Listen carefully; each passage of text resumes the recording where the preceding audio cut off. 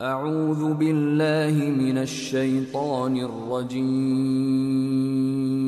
بسم الله الرحمن الرحيم. Jadi pintu surga tersebutkan ada 8. Nah, ini orang-orang yang berwudu dan menyempurnakan wudunya lalu mengucapkan doa atau zikir tersebut tadi yang isinya asyhadu an la ilaha illallah wahdahu la syarikalah wa asyhadu anna muhammadan abduhu wa rasuluh. Ada sebenarnya tambahan riwayat melalui Imam At-Tirmidzi dalam sunannya dan disahihkan oleh para ulama hadis. Allahumma ja'alni minat tawabin, ditambah dari tadi asyhadu an la ilaha illallah wahdahu la syarikalah wa asyhadu anna muhammadan abduhu wa rasuluh. Kalau riwayat Muslim tadi sampai di situ, maka riwayat sahih yang diriwayatkan oleh At-Tirmidzi dan disahihkan oleh para ulama hadis yaitu tambahan Allahumma ja'alni minat tawabin wa ja'alni minal mutatahhirin. Allahumma ja'alni minat tawabin, ya Allah, jadikanlah aku termasuk orang-orang yang senantiasa bertaubat. Wa ja'alni minal mutatahhirin, dan jadikanlah aku termasuk orang-orang yang senantiasa bersuci, mensucikan diri, al-mutatahhirin.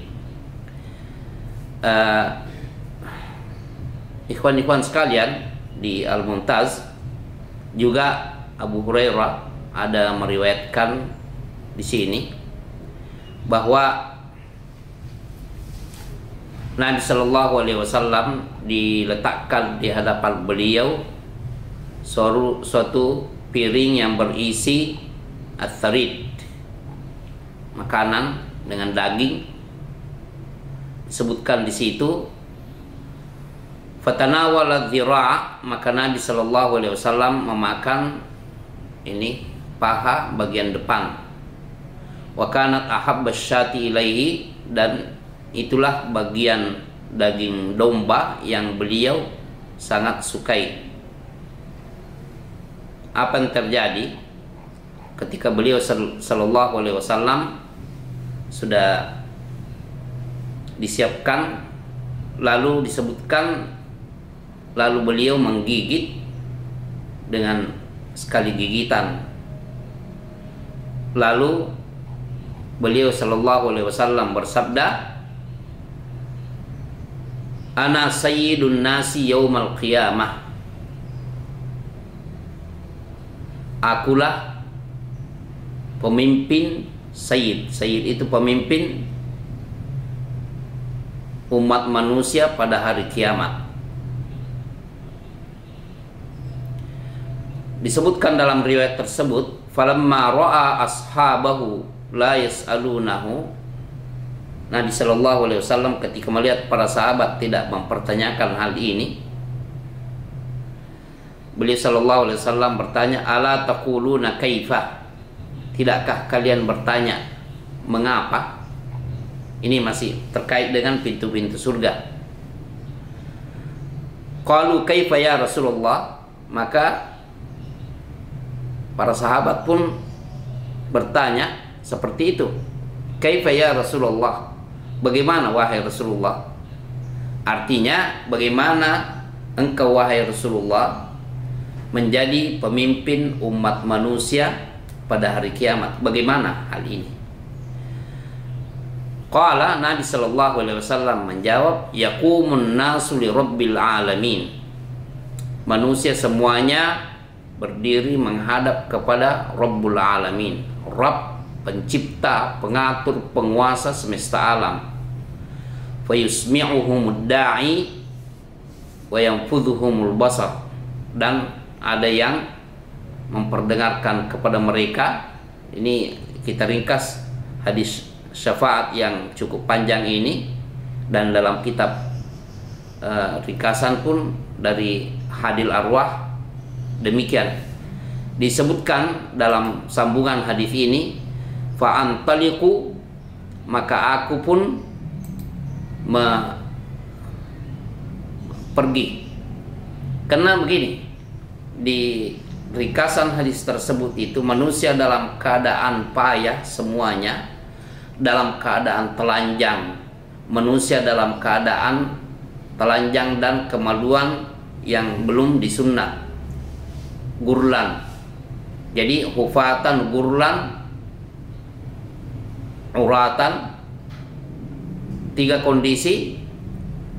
Sudah telanjang dalam keadaan kemaluan tidak dihitam, dan juga dalam keadaan kaki yang tidak beralas.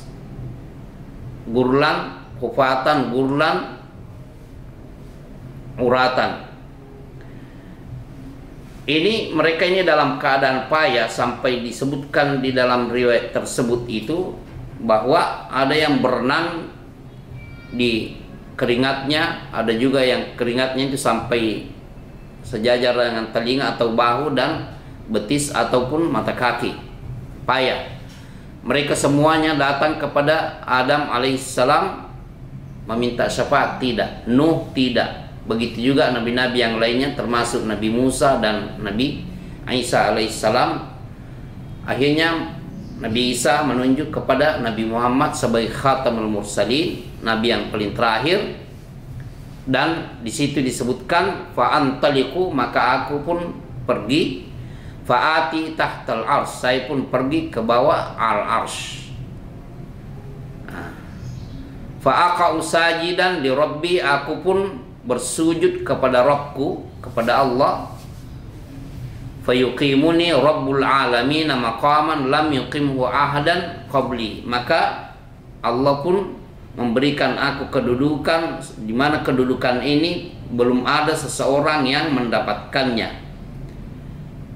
Dalam riwayat disebutkan walam yuqimhu ahadan ba'di fa aqulu ya rabbi ummati ummati. Dalam keadaan posisi paling mulia begitu, tidak ada seseorang pun yang diberikan kedudukan ini sesudahku, maka aku pun berdoa ya rabbi, wahai Rabbku, ummati ummati, umatku umatku, maksudnya jagalah umatku, selamatkan umatku dari kondisi yang begitu payah.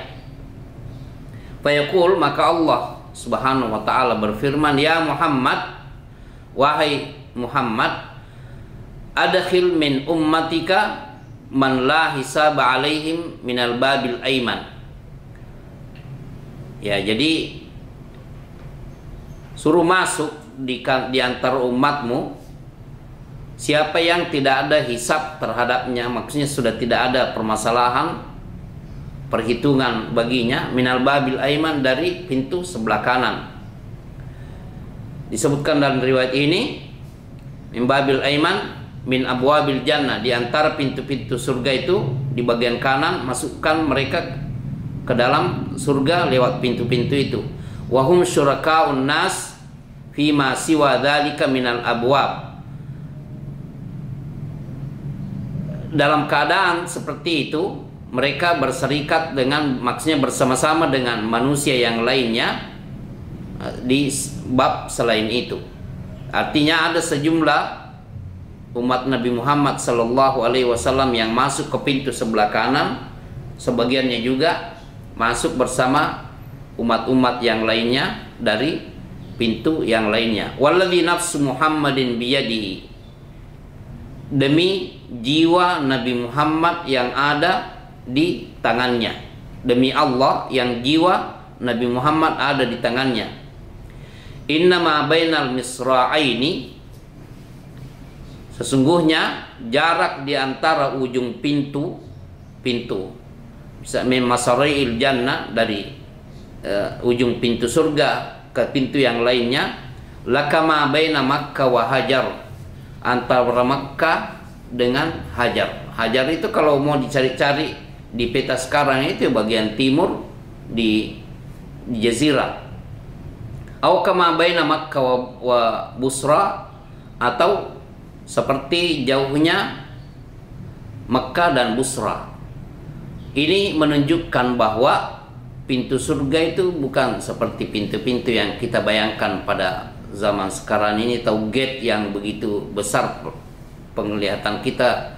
Kalau kalian melihat gate itu, pintu masuk, Bukanlah seperti itu. Bahkan ini mencakup luasnya itu seluas negara dari ujung sana ke ujung sini. Jadi sangat luas. Ini gambaran dari Nabi Shallallahu Alaihi Wasallam tentang surga, pintu-pintunya, berapa pintunya, dan dari pintu-pintu mana saja mereka masuk. Ini untuk ahlul jannah. Kita memohon kepada Allah Subhanahu wa taala, dan dalam kondisi kita berpuasa pada bulan Ramadan 1441 Hijrah ini, memohon kepada Allah Subhanahu wa taala agar kita semuanya, teman-teman, sekeluarga, anak keturunannya dimasukkan oleh Allah Subhanahu wa taala, diberikan taufik dan hidayah, kemudian dirahmati oleh Allah Subhanahu wa taala untuk dimasukkan ke dalam surga, yang dimana surga yang paling tertinggi yang kita diperintahkan oleh Rasulullah Sallallahu Alaihi Wasallam untuk memintanya adalah surga yang paling tinggi, surga Firdaus, Jannatul Firdaus. Teman-teman sekalian, sudah 20 menit kita membahas pintu-pintu surga.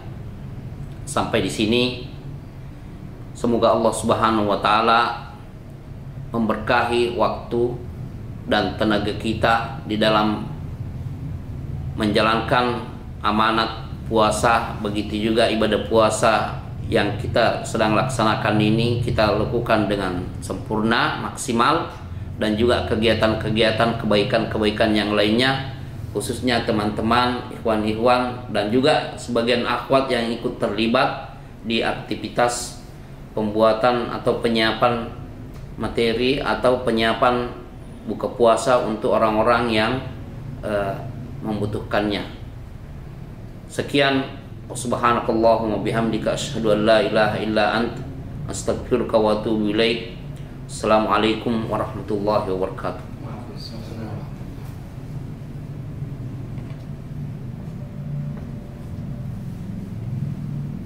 Sore ini kita akan melanjutkan pembahasan kitab Wisata ke Surga yang merupakan terjemahan daripada pilihan atau mutasab kitab